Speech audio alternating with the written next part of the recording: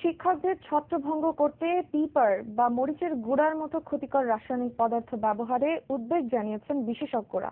তারা বিষয়টিকে অমানবিক আখ্যায়িত করে এর ব্যবহার বন্ধে প্রশাসনের প্রতি অনুরোধ জানিয়েছেন। এদিকে পরীক্ষামূলকভাবে 2000 পিপার স্প্রে দেশে আমদানি করা হয়েছে বলে জানা গেছে। মাহমুদ রাকিব জানাচ্ছেন বিস্তারিত। 10ই ডিসেম্বর থেকে কয়েক দফায় শিক্ষক সহ বিভিন্ন সংগঠনের দাবি আদায়ের আন্দোলন দমাতে আইন শৃঙ্খলা বাহিনী নতুন এক ধরনের রাসায়নিক পদার্থ ব্যবহার করছে, যাকে বলা হচ্ছে পিপার স্প্রে বা পিপার গান। তথ্যভিত্তিক ওয়েবসাইট উইকিপিডিয়ায় বলা হয়েছে এটি একটি রাসায়নিক গ্যাস যা মানবদেহের জন্য খুবই ক্ষতিকর। আর কেমিক্যাল ওয়েপন কনভেনশনের 1.5 অনুচ্ছেদ অনুযায়ী যুদ্ধক্ষেত্রে প্রতিপক্ষ দমনেও পিপার স্প্রে ব্যবহার নিষিদ্ধ।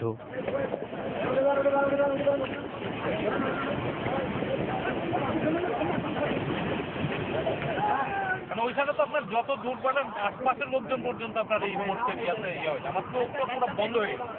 মুক্তিযুদ্ধের পর দেশের আইন শৃঙ্খলা বাহিনী rifle, rubber bullet, tear shell ও সাউন্ড গ্রেনেড সহ সন্ত্রাসী দমনে বিভিন্ন অস্ত্র ব্যবহার করেছে, যার সর্বশেষ সংযোজন পিপার স্প্রে। আর এই পিপার স্প্রে প্রথমে ব্যবহার করা হয়েছে মানুষ গড়ার কারিগর শিক্ষকদের উপর।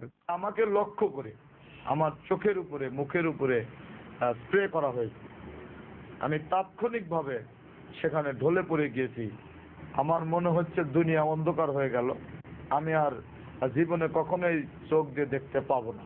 হিংস্র জীবজন্তুর আক্রমণ থেকে রক্ষা করার জন্য উন্নত বিশ্বে এটা তৈরি করা হয়েছে, শিক্ষক সমাজের উপরে নিক্ষেপ করা হচ্ছে।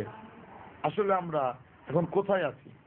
খোঁজ নিয়ে জানা যায়, বিরোধী দলের আন্দোলন দমাতে সম্প্রতি 2000 পিপার স্প্রে দেশে পরীক্ষামূলকভাবে আমদানি করা হয়েছে। আর শিক্ষকদের উপর এর প্রয়োগকে অমানবিক ও দুঃখজনক বললেন ঢাকা বিশ্ববিদ্যালয় সমাজ কল্যাণ ও গবেষণা ইনস্টিটিউটের অধ্যাপক ডক্টর আতিকুর রহমান। শিক্ষকরা তো গরু চোরাচালানকারী নন বা তারা কোনো সন্ত্রাসী গোষ্ঠীও নন, যে তাদের উপরে এই কাজটি করতে হবে পবিত্রতম একটা জায়গা শহীদ মিনারের উপরে ভিত্তি করে। সরকার ইচ্ছে করলে অন্যভাবেই বিষয়টাকে দমন করতে পারত। আর শিক্ষকদের উপরে যে ধরনের আচরণ করা হয়েছে, আমার মনে হয় আজকে বঙ্গবন্ধু বেঁচে থাকলে সবচেয়ে কষ্ট বেশি তিনি পেতেন। এদিকে রাসায়নিক গ্যাস চোখে লাগার পর আক্রান্ত ব্যক্তি সাময়িকভাবে কিছুই দেখতে পান না বলে জানিয়েছেন চক্ষু বিশেষজ্ঞ ডাক্তার শাহ মোহাম্মদ বুলবুল ইসলাম। এটা একটা রাসায়নিক পদার্থ, মশার জন্য যে অ্যারোসল ব্যবহার করে এই ধরনের, এটাতে মরিচের ঝাঁঝ মেশানো থাকে।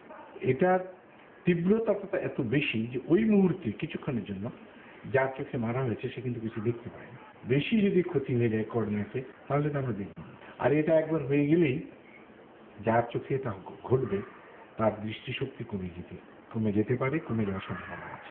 সম্প্রতি মার্কিন যুক্তরাষ্ট্রের ক্যালিফোর্নিয়া বিশ্ববিদ্যালয়ে আন্দোলনরত ছাত্রদের উপর পিপার স্প্রে ব্যবহারের দায়ে 2 পুলিশকে সাসপেন্ড করে তাদের বিচারের আওতায় আনা হয়। সারা বিশ্বে যখন রাসায়নিক পদার্থ ব্যবহারের নিষেধাজ্ঞা জারি হচ্ছে, ঠিক সেই সময়ে বাংলাদেশে এ ধরনের ক্ষতিকর স্প্রে ব্যবহারে উদ্বিগ্ন সাধারণ মানুষ। মাহমুদ রাকিব, দিগন্ত টেলিভিশন, ঢাকা।